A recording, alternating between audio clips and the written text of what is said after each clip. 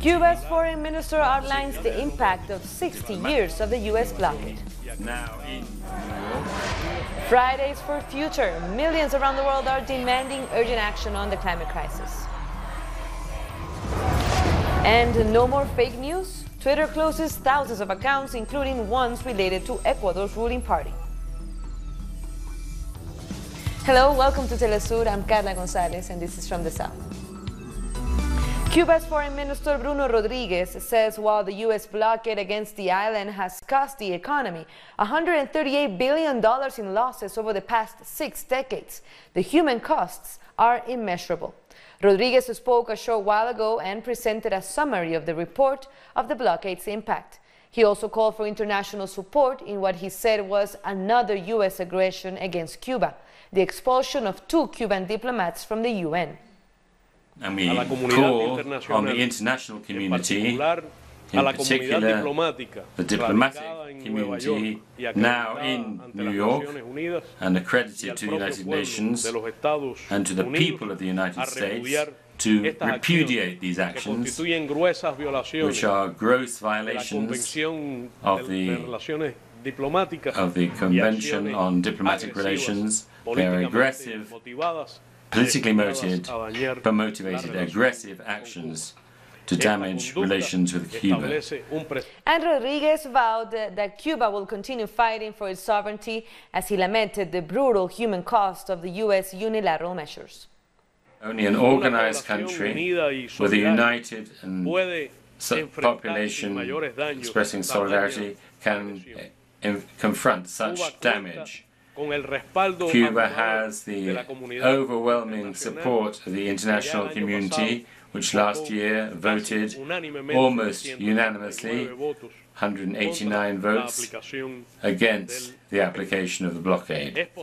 It's possible to calculate the economic damage, but it's not possible to calculate the humanitarian damage. The data which I presented show that the blockade continues to be the main cause of the difficulties of our economy, of the shortages that our people suffer, and the main obstacle to our development. In other news, more evidence has come out that links the Venezuelan opposition congressman Juan Guaidó with the paramilitary group known as Los Rastrojos. They have been linked to kidnapping, assassinations, drug trafficking, among other crimes. We have more in this report. This is Jonathan Zambrano, who served as a driver during the transfer of Congressman Juan Guaidó to the Colombian border in February. This photograph makes 5 in total that link the opposition leader to a Colombian drug trafficking and paramilitary network, Los Rastrojos. Media outlets and even Guaidó himself have described the photo as uncomfortable. The photos are not uncomfortable, they're terrible and repugnant. He was walking freely in a zone where people are murdered every day in Puerto Santander. The Rastrojos gang is investigated for drug trafficking, kidnapping, extortion, murder of civilians, gun attacks, smuggling of gasoline, and the recruitment of minors. 3 other dangerous gangs also operate on the border, but Guaidó insists it was a chance encounter. These were no lapdogs. These were the leaders of the Rastrojos who tear people apart when they can't pay them back, who can travel through there. Only those who have a safe conduct, and who gives them a safe conduct. The Rastrojos, that's why nobody's there. There are no people there. And Guaidó is there, all calm. 4 members of the family of Ivan Pozo, pictured next to Guaidó, were killed in the last few days. Guaidó has not said that was a coincidence, for now. The assumption is that they want to kill all eyewitnesses of Juan Guaidó's crossing into Colombia. They want to eliminate all evidence that proves that Juan Guaidó is linked to this paramilitary group. Prosecutor William Saab, Diosdado Cabello, and human rights defender Wilfredo Cañizares have all confirmed they have more evidence that will be coming out in the coming days.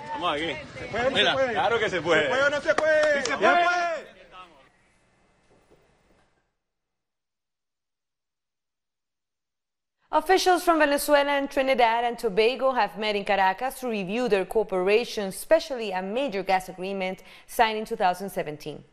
Trinidad's Minister of National Security, Stuart Young, met the Venezuelan Vice President Bruno Rodriguez, along with the Oil Minister Manuel Quevedo. The two countries are said to jointly exploit the major Dragon gas field in the east of Venezuela.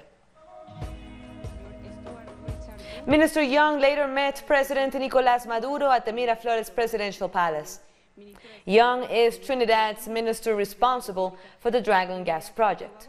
Trinidad and Tobago has stood firmly behind the shared CARICOM position of non-interference in the domestic affairs of Venezuela, and it has backed the need for a dialogue between Venezuelans to overcome political differences. The governments of Mexico and Uruguay have issued a joint communique in support of dialogue in Venezuela.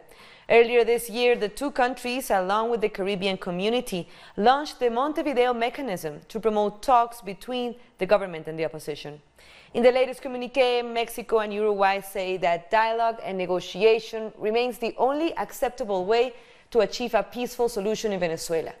They say they look forward to positive results from the current dialogue and welcome the release of opposition detainees.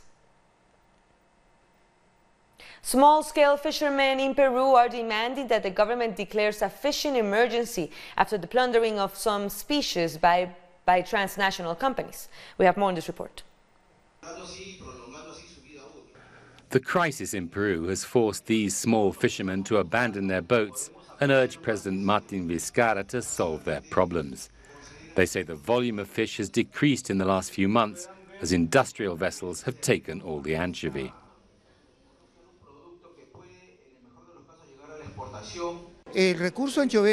Anchovies are the beginning of the food chain, and their excessive fishing does not only harm fishermen but also mammals, birds, and the different fish that eat them.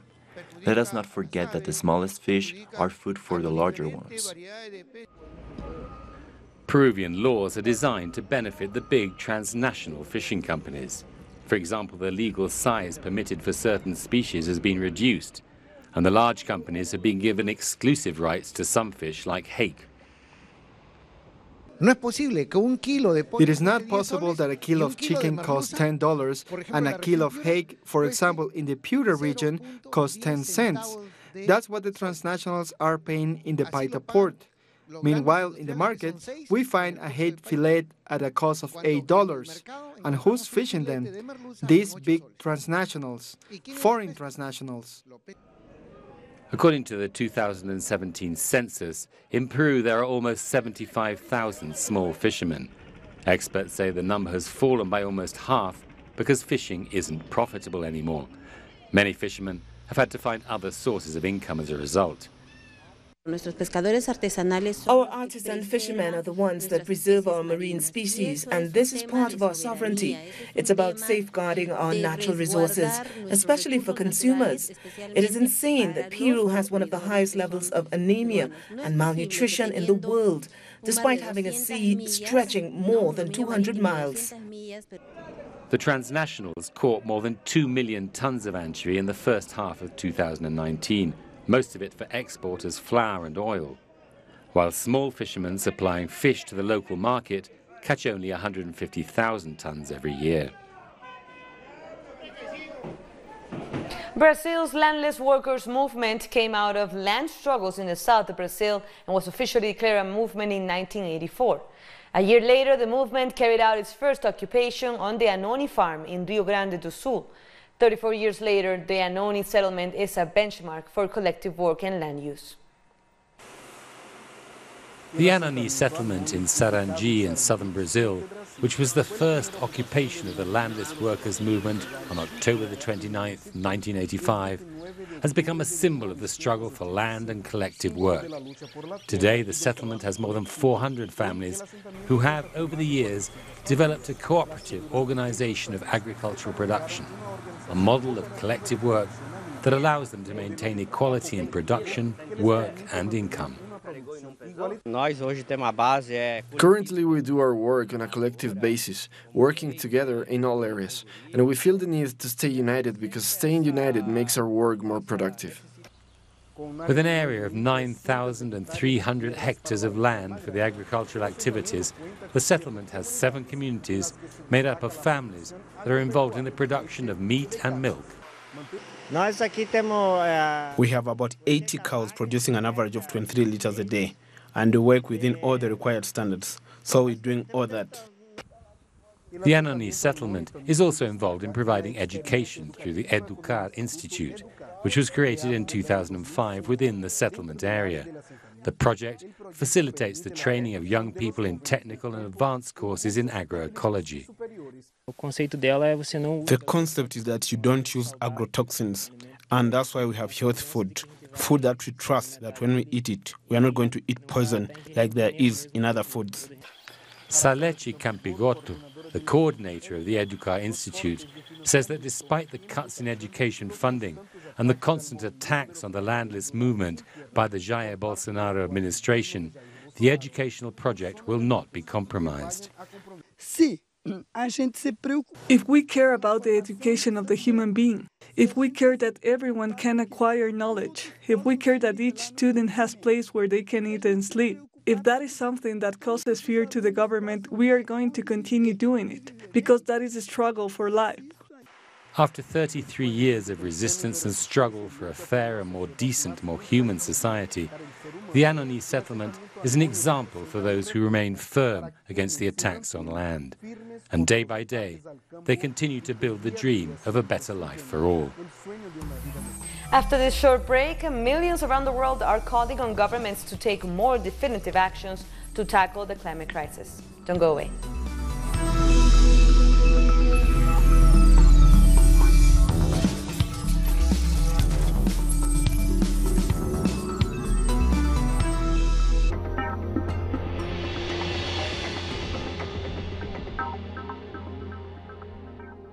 We are present at every event where our nations are staring.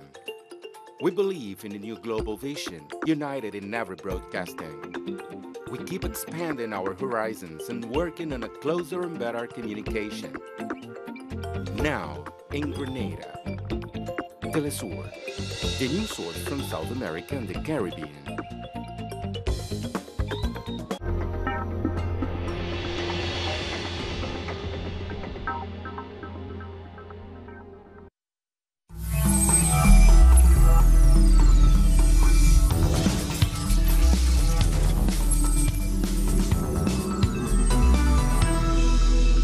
Welcome back. More news at this hour. Millions of young people around the world are taking part in the Global Climate Strike under the slogan Fridays for Future. Some of the first and biggest protests took place in Australia. About 300,000 people are reported to have rallied in Sydney and other cities ahead of the United Nations Climate Summit in New York. The protesters call on the government to change course. Australia is one of the countries that hasn't been invited to speak at the summit because of its increasing use of coal. In South Africa, hundreds of climate protesters have also taken to the streets in Johannesburg, calling on the government to declare a climate emergency. Protesters demanded that the government take urgent action to stop investments and subsidies into fossil fuels industries and to begin transitioning to renewable energy sources. As a property underwriter, I know the financial worth of climate change. When you talk about Nisland, when you talk about the Durban storms, when you talk about Cyclone Idai in Mozambique, it's not just the lives that are lost, but then the significant infrastructure that has been lost through climate change. And to be able to go forward, not just health-wise, economic-wise, we need to make sure that we take care of our planet. Millions of young people have also taken to the streets in Nairobi, Kenya. Climate change protesters gather in Uhuru Park, demanding that the government and private sector take urgent steps to prevent a climate catastrophe. They're marching to the Environment Ministry, where they will lay their concerns at the doorstep of the government. Whether it's a cyclone in Mozambique or whether it's a drought in the north of Kenya, this is no longer something happening in the future, it's something happening now. So we realise we have a role to work with young people, but also to put in big programs around clean energy and safe water. But governments and the private sector need to lead. And in Germany, activists are serious about tackling climate change issues. In a symbolic protest, climate activists with nooses around their necks stood on blocks of ice between gallows. They intended to show that time for action was running out. Over 400 climate protests were planned across Germany to join student activists in other parts of the world. And a group of activists staged a performance in central Seoul in South Korea to demand action to tackle environmental degradation. This as South Koreans add their voice to the chorus of calls for action to protect the environment. We are here to demand the government and related businesses to act right now on what they can. The youth is the generation who are not responsible, but will be affected the longest by the climate crisis. Climate crisis is a life crisis. Even when the locals suffer and when beautiful coastlines are demolished, they continue to build coal power stations. In Brazil, several hundred women from the MST landless movement and their supporters have been occupying the headquarters of Bayer Monsanto in Sao Paulo. The protesters, as part of the Global Climate Strike, are condemning the environmental policies of President Jair Bolsonaro. They point to the fact that he has granted licenses for 325 new pesticides and other agrotoxic chemicals in the last 9 months. Brazil was also banned from speaking at the climate summit at the UN since it failed to present a plan to fight climate change. Small island states of the Caribbean that contribute less than 1% to global greenhouse gas emissions are often the hardest hit by climate change. Severe hurricanes and tropical storms are now impacting the region. Category 3 Humberto lashed Bermuda on Wednesday evening. And while Bermuda avoided a direct hit, Humberto unleashed rain and fierce winds of up to 193 kilometers per hour. The storm had knocked out power in 80% of the territory. However, electricity has been restored to most homes by midday Thursday. Officials aren't reporting any deaths from the storm. We spoke to journalist Don Burgess of the Bermuda Media Council, who was on the ground and provided us with an update on the situation. The part of the island that received the most damage was along the north shore, mainly because that's where we were getting the winds as Humberto passed to our northwest, and there were quite a few roofs in the crawl area of Hamilton Parish that lost little bits and pieces of it. It wasn't like a whole roof that was taken off, but a little bit. Several of the hotels aren't taking any guests today, just because they're trying to fix and clean up. So Southampton Fairmont Princess is one, and the Hamilton Princess is another. The Inverlory Hotel in Paget also had a little bit of roof damage. There was one person on a boat who was rescued. There were 17 hurricane-related fires and 3 structural fires that the Bermuda Fire and Rescue Service attended to help put out. So overall, we were pretty lucky not to receive extensive damage. And as Humberto pulls away from Bermuda, the Atlantic and Eastern Pacific basins are raging with 6 more named storms whirling all at once, setting a record. The center of Category 1 Hurricane Jerry will be near the northern Leeward Islands on Friday, and it will pass north of Puerto Rico on Saturday. Tropical storm watches are in effect in Barbuda, Anguilla, St. Martin, and several other islands. Additionally, in the Eastern Pacific, tropical storm Kiko is spinning. Meteorologists are also keeping an eye on tropical cyclone Imelda in the Atlantic Basin and Mario and Lorena in the Eastern Pacific. More systems are set to shed off the coast of Africa into the Atlantic over the coming days. Coming up, the United States imposes new sanctions on Iran's national bank. Stay with us.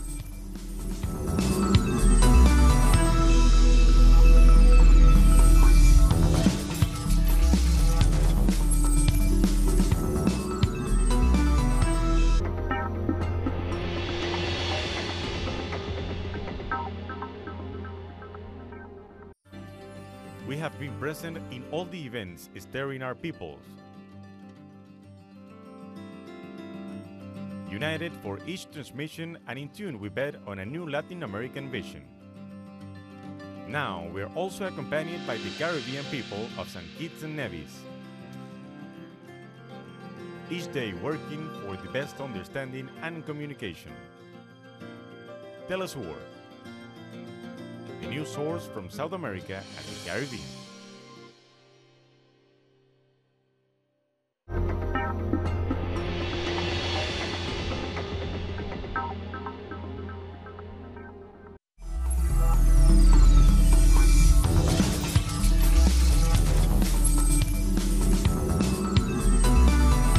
Thank you for joining us again. Twitter has closed thousands of accounts across the world for, according to them, spreading fake news, including ones related to Ecuador's ruling party.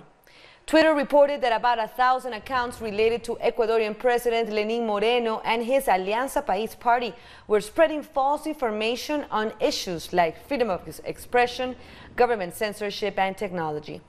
Over 250 accounts related to Spain's People's Party were also shut down for spreading fake public opinion. According to Twitter, other accounts spread fake news on countries like Hong Kong and Saudi Arabia. U.S. President Donald Trump has imposed new sanctions on Iran's central bank as he prepares to meet with his National Security Council. The new sanctions come days after an attack on a Saudi oil facility, which the U.S. has blamed on Iran. This while Yemen-based Houthi fighters have said they are behind the attack. President Trump will later discuss options on Iran with his full National Security Council. Flash floods caused by Tropical Depression Imelda have left large parts of southeast Texas submerged in water. Dozens of people in the United States have been evacuated to emergency shelters across the region. One person has reportedly died after his vehicle was swept away by a strong current as he attempted to cross a flooded bridge. 3 other passengers from the vehicle areas are still missing. The head of the United Nations mission in South Sudan has commended the progress made so far in the country's peace process. Briefing the UN Security Council on the situation in the country, David Shearer said the positive changes on the ground indicate good momentum on the peace agreement between the government and the opposition. The peace settlement between President Salva Kiir and the opposition leader Riek Machar was signed last year, after the one signed in 2015 failed to yield results. The peace agreement has been very positive towards South Sudan. As a result of peace, there are more than 500,000 people have moved back from their homes, moved back from being displaced to their homes. We've had an increase in the amount of food being grown on the ground. The amount of political violence has dropped considerably. And the opposition are talking freely around town with each other as they progress the peace process. At least 50 people have been killed in 2 separate attacks in Afghanistan. About 30 civilians were killed and 40 wounded in a U.S. airstrike that supposedly was aimed at Islamic State fighters in the country's eastern region. In the second attack, a bomb explosion near a hospital in the south of the country left 20 people dead and dozens with serious injuries. Taliban fighters have claimed responsibility for the attack and said the target was a nearby government building and not the hospital. There are many civilians who were martyred and wounded, and you cannot see even one military officer among them. This is the plot of the Punjabis and enemies of freedom of our country. 36 migrants have been rescued in the Mediterranean Sea off the southern coast of Malta. The migrants, who include women and children, were picked up via a rescue vessel operated by Doctors Without Borders. Despite the high mortality rates, thousands of migrants escaping wars and poverty attempt to make the treacherous voyage across the Mediterranean Sea every year. More than 600 migrants died in the first half of 2019 while trying to make the journey. French opposition leader Jean-Luc Mélenchon has appeared in a Paris court for a trial where he faces charges of obstructing police officers. Mélenchon and his co-accused, Alexis Corbière, are accused of blocking and intimidating police officers who raided Mélenchon's home and the La France Insoumise party headquarters during an investigation into funding irregularities. They both deny the charges and say they are victims of a political witch hunt. We are here to make our arguments heard, determined, convinced that all this is out of the ordinary, disappropriate since the beginning, including these summons. We'll make our arguments heard. That should make each of us relaxed, and that everyone understands that from the beginning, this matter is political. Hundreds of protesters have marched in the streets of Berlin against job cuts announced by the German multinational conglomerate Siemens. Siemens employees were joined in the protest by members of the country's largest union, IG Metall Berlin. Earlier this year, Siemens revealed that 470 workers from the gas and power branch will be retrenched following the company's decision to downsize. Management and workers are set to meet for talks. What's being protested against here? We are protesting against the fact that in principle Siemens is getting rid of over 80,000 jobs in the next 4 or 5 years. 80,000 people worldwide will be shown the door. That will be phrased differently depending on who you ask, but that's what is happening.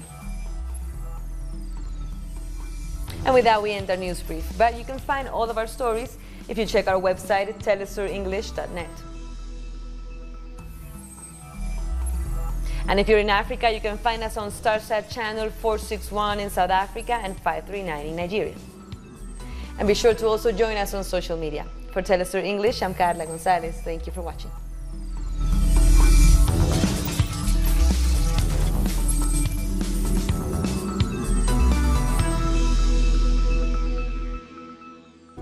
The life is full of moments. Moments of fight. Moments of hope. Moments that transcend. Moments that you can live in. Telesur documentaries. Sundays. Only on Telesur.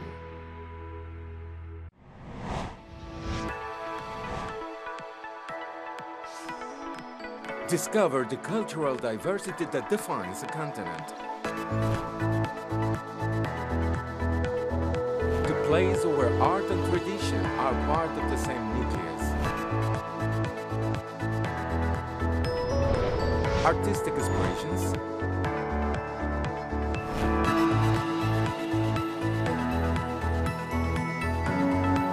Values.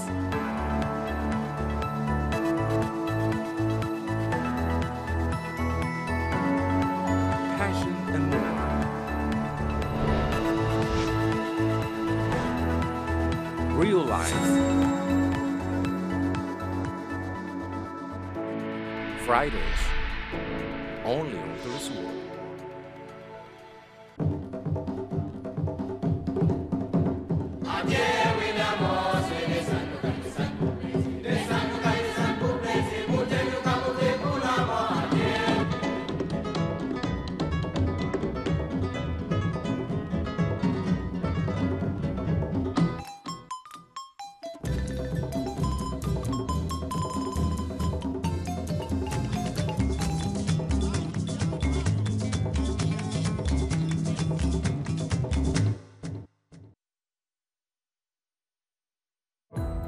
Our actions have an impact on the environment. It's our responsibility to